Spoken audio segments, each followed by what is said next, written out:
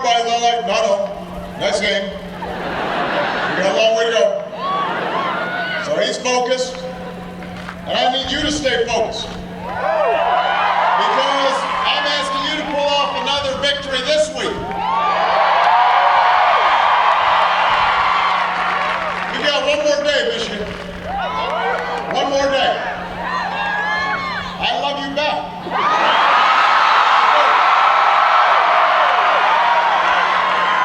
But tomorrow, you will choose whether we continue this journey of progress or whether it all goes out the window. Tomorrow, you get to choose between a politics of blame and divisiveness and resentment, or you can choose a politics that says we're all stronger together.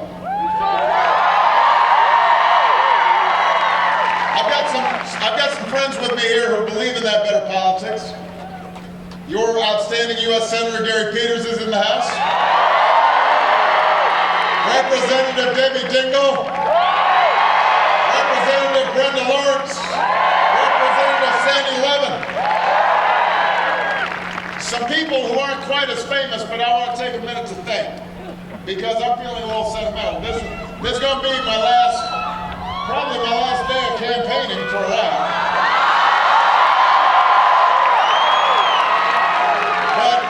But not just here in Michigan, all across America, I want to say thanks to the organizers of so many grassroots efforts. There are some organizers here who got their start on my first campaign. And they have never stopped working, picking up phones, hitting the streets, living and breathing the hard work of change every single day. You are the best organizers on the planet. I am so proud of you, and it is because of you that I'm here today, and it's because of you and the work you do that we've got a chance to continue to make history tomorrow. Now, think about where we were 8 years ago. The thing is, I just realized some of you were like 10. Some of you were, let's admit it, while I was out there campaigning, you were watching the Disney Channel. She's nodding, it's true. I loved our Carly. I know. Josh is right. See, I know, because I was sitting there. Although, I had a soft spot for SpongeBob. That's probably my favorite.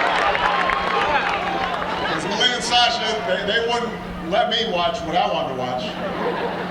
But, for those of you who don't quite remember 8 years ago, we were living through 2 long wars, going through the worst economic crisis in 80 years.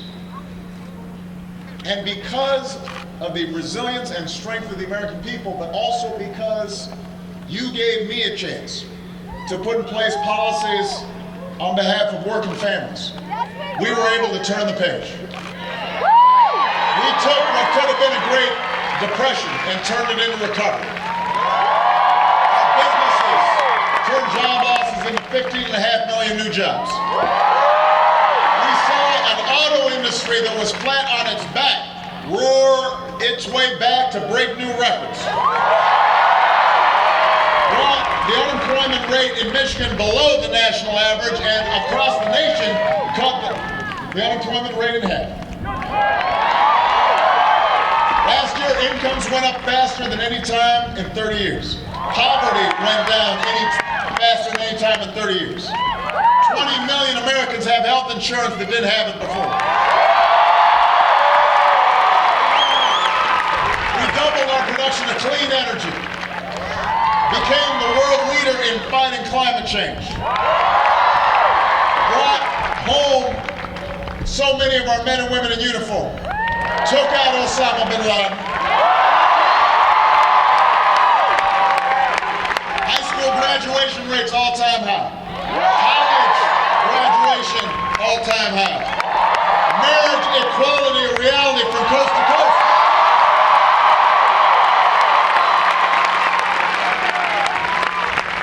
That happens because Thank you. People in '08 decided to choose hope over fear. And over the course of these 8 years, all across 50 states, I've always seen what made America great. I have seen you. Americans of every faith, every background, Republicans and Democrats, who understand that we're stronger together. Young, old, men, women, black, white, Latino, Asian, Native American, people with disabilities, gay, straight, all of us pledging allegiance to the red, white, and blue. That's the America I know, and there's only one candidate in this race who's devoted her life to that better America. And that is the next president of the United States, Hillary Clinton.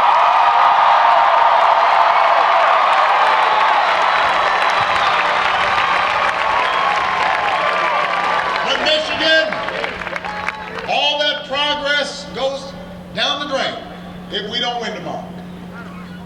This race will be close here in Michigan, just like it will be in a lot of parts of the country. And I know it's been a long campaign.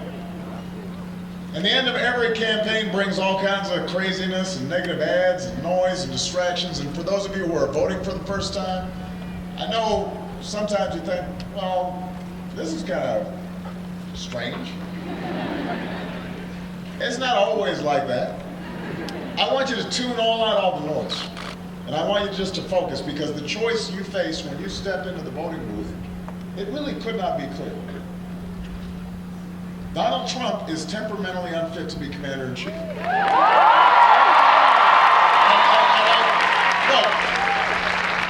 think about this. Over the weekend, his campaign took away his Twitter account. Now, if your closest advisors don't trust you to tweet, then how can we trust him with the nuclear codes? He's unqualified to be America's chief executive. He brags that he's a business guy, but we've got a lot of businessmen and women who succeed without stiffing small businesses and workers. Once they've already done work for you and then suddenly you don't pay them, and you basically say, you know what, because I got more lawyers than you, I don't have to pay you? This is the first candidate in decades to hide his tax returns. He hasn't paid his federal income taxes in years. Which means that he's not contributing to our veterans. He's not contributing to our troops. He's not contributing to our outstanding public universities.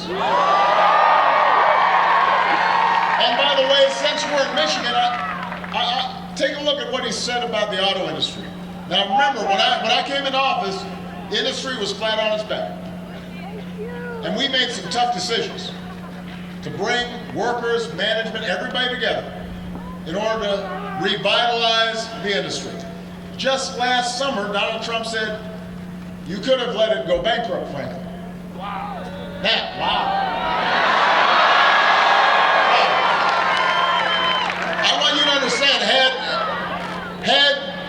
the big three gone bankrupt, or two of the three gone bankrupt, that could have cost 1 million jobs across this country. That could have killed Michigan's economy. But Donald Trump didn't stop there. He actually suggested shipping Michigan's auto jobs to states that don't have unions so they can pay their workers less. Don't boo.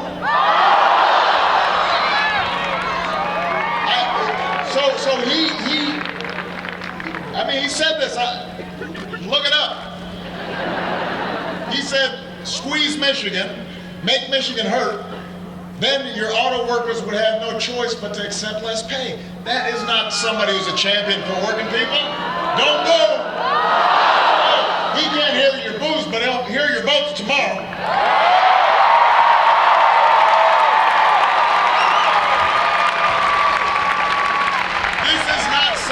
A champion for working families. For all his tough talk about China, he uses Chinese steel in his hotels. He's giving jobs to Chinese steel workers, not American steel workers. For all his tough talk on trade, the trade war he threatens to trigger might well damage the auto industry all over again. You gotta go. Every time my administration has brought a trade enforcement case against China that's been decided, the United States of America has won. That's how you stand up for American workers. So to every auto worker on the assembly line right here in Michigan, to every small business owner, every barkeep, every teacher in communities that depend on the auto industry, I think I've earned some credibility here. Plants that were closing when I took office are working double shift now. The auto industry, it has record sales. I think I've earned some credibility here. Manufacturing jobs have grown at the fastest rate since the 90s. When another Clinton was president, I think we've earned some credibility here. So when I tell you that Donald Trump is not the guy who's going to look out for you, you need to listen. Do not be bamboozled. Don't fall for the okie doke.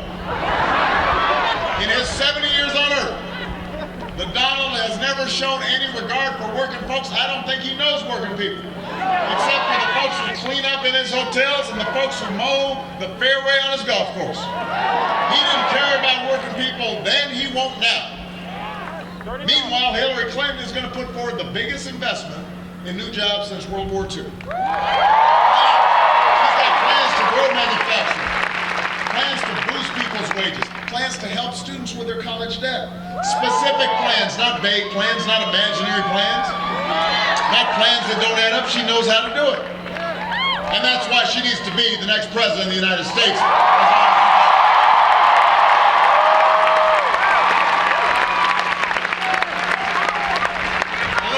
Something else I've learned about this job, Michigan. What? I love you too, but I got business to do.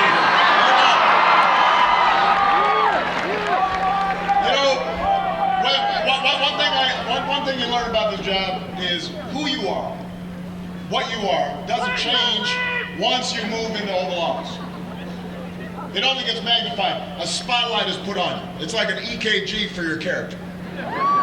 If you denigrate minorities before you take office, then you'll denigrate minorities after you take office.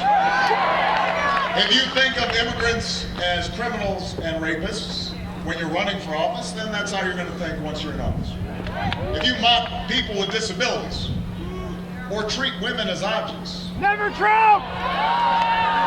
calling them pigs, dogs, and rating them on a 1 to 10 scale instead of based on their character and intelligence, then that's how you're going to think when you're in office.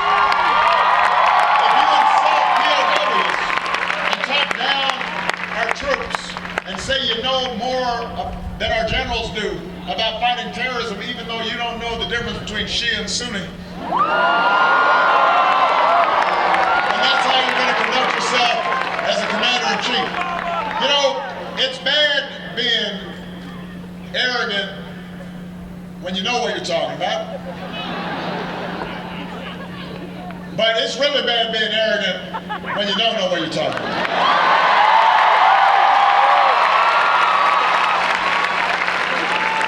If you accept the support of Klan sympathizers, if they say they really like what you're doing and you're kind of slow to denounce or separate yourself from them, that's what you're going to do when you're in office. If you disrespect the Constitution by threatening to shut down a free press when they write things you don't like, or threaten to throw your opponent in jail while you're in the middle of a presidential debate, or discriminate against people of different faiths, that's what you will do when you're in office, regardless of the oath to uphold the Constitution that you have to take in this office. So Donald Trump is uniquely unqualified to hold this job. But the good news, Michigan, is you are uniquely qualified to make sure he does not get the job. You've got to vote tomorrow to make that happen.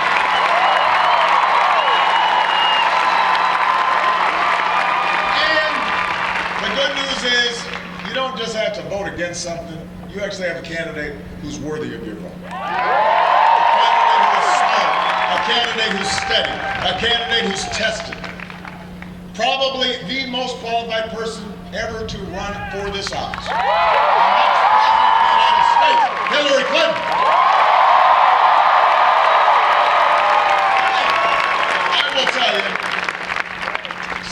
I get frustrated watching the coverage of this election. There's a bunch of it that has not been on the level.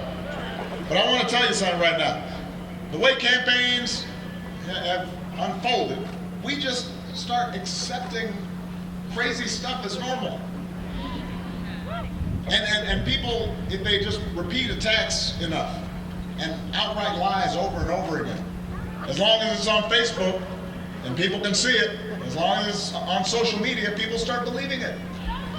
And it creates this dust cloud of nonsense. So I've had to bite my tongue after a lot of the nonsense I've heard about Hillary. I know Chelsea has, can you imagine? Just crazy conspiracy theorizing. But I know Hillary. She's somebody who's dedicated her life to making this country better. Think about how she got her start as a young woman. She was about her age. While Donald Trump and his dad were being sued by the Justice Department for denying housing to African American families, Hillary, about your age, was going undercover from school to make sure minority kids were getting an equal education. Fighting for justice and equality ever since. She'll be smart, she'll be steady. She actually respects working Americans. She'll make sure the economy works for everybody who are still struggling out there. Folks who feel like they're not getting a fair shake. She will work her heart out to create jobs that families can live on, child care that you can afford. She'll fight for students who are struggling with college debt. She'll fight to make sure the women get paid the same for doing the same work as a man. She knows workers deserve a higher minimum wage. She knows how the world works. She will make sure to keep America strong and respected. She won't turn people against each other just to win an election. She will be a leader for all of us because she knows we're stronger together. And that's what this all comes down to, Michigan. I said this before, the most important office in a democracy is not president, it's not senator, it's not congressman or mayor, it is the office of citizen. The most powerful word in our democracy is the word we the people. We shall overcome. Yes, we can.